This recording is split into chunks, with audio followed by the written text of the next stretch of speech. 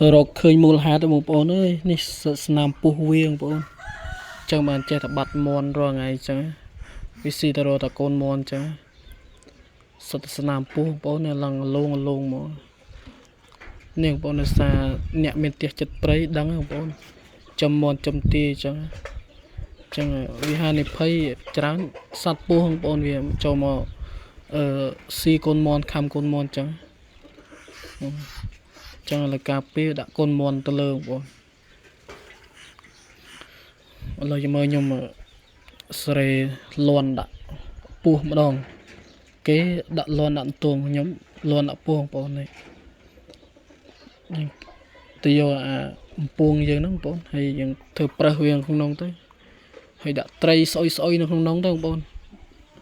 ដាក់ត្រីស្អុយបានវាចូលបងប្អូនដាក់ត្រីនៅក្នុងអំពងទៅហើយយើងធ្វើដាតវាចូលបងប្អូនលូនចូល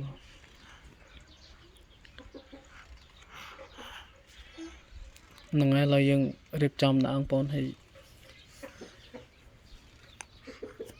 ចង់ថតបងប្អូនមើលថាអ្នកមានផ្ទះនៅចិត្តនៅបងប្អូនឥឡូវរៀបចំស្រេវាទៅចំដាក់កន្លែងណាវាលូនចូលបងប្អូនវាកន្លែងពុះវាមិនទៅណាទេបងប្អូនដោយសារអីពុះតែវាធ្លាប់ដើរណាវាដើរហ្នឹងទេបងប្អូនហើយកលាវាឃើញឡោះលងបងប្អូនអើយ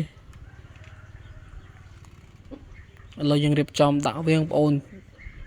យកពេលតារឿង1ម៉ោង2ម៉ោងបងប្អូនវាម៉ោងបងប្អូនដឹងម៉ោងវាបងប្អូនអញ្ចឹងចាំមើលវីដេអូបងប្អូនបងប្អូនចាំមើលថាតើបានអត់ចឹងនេះបងប្អូនឥឡូវដាក់រឿងយូរដែរបងប្អូននេះរងចាំវាឡើងមួយថ្ងៃបងប្អូនតមកយប់បងប្អូនអញ្ចឹង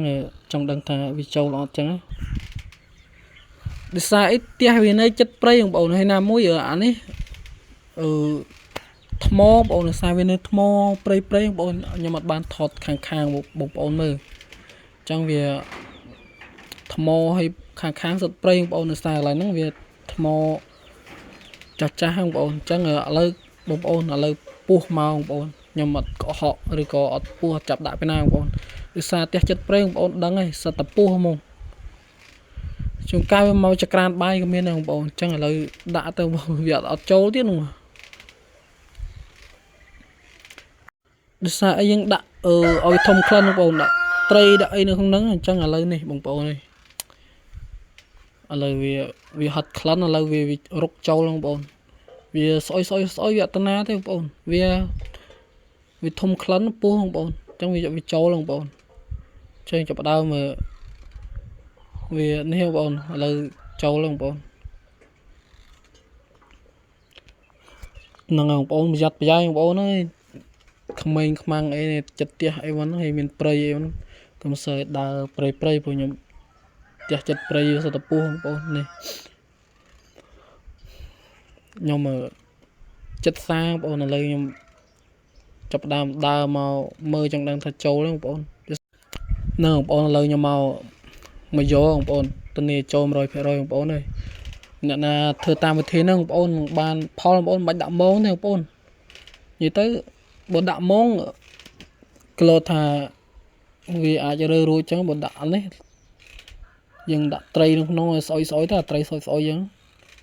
ដឹងហើយវាចូលមកស៊ី 100% ឯងវាអត់ស៊ីកូនមន់ទេបងប្អូនហើយច្រើនបងប្អូនពុះមិនដាក់តែមួយខ្ញុំដាក់រហូតចឹងដាក់កាមេរ៉ាចោលចឹងឥឡូវចាំមើលថាពុះធំបងប្អូននេះប៉ុណ្ណៃបងប្អូនចឹងបើស៊ីកូនមន់រួចបងប្អូនហ្នឹងហើយវីដេអូមានតែប៉ុណ្ណឹងបងប្អូនបើសិនជាគិតថាវីដេអូមានប្រយោជន៍បងប្អូនជួយចុច Subscribe ម្នាក់មួយបងប្អូនដើម្បីខ្ញុំមានកម្លាំងចិត្តធ្វើវីដេអូបន្តទៀតបងប្អូនភាសាតែខ្ញុំចិត្តព្រៃចឹងបងប្អូនហ្នឹងហើយអញ្ចឹងខ្ញុំจะធ្វើវីដេអូសម្រាប់បងប្អូនមើលខ្លះទៅតាមពិតទៅធ្វើលន់ធ្វើលបរឿងយូរដែរបងប្អូន